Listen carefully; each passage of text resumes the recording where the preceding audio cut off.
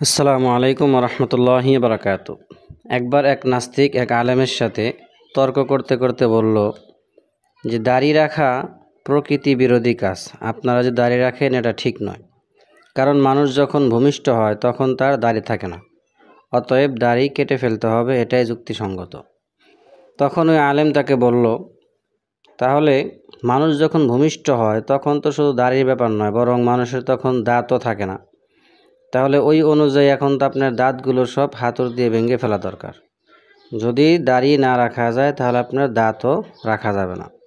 এই কথা শুনে নাস্তিক স্তব্ধ হয়ে গেল, চুপ হয়ে গেল।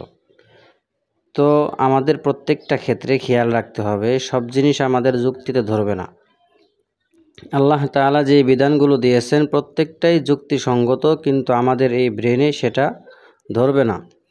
কারণ আমাদের ব্রেন, আমাদের এলেম আল্লাহ তাআলার এলেমের সাথে কোনো তুলনায় চলে না, খুবই সামান্য। এই জন্য আমাদের বুঝে আসুক চাই না আসুক, কোরআন এবং সুন্নায় যেটা বলা আছে সেটাই আমাদের অবশ্যই মানতে হবে।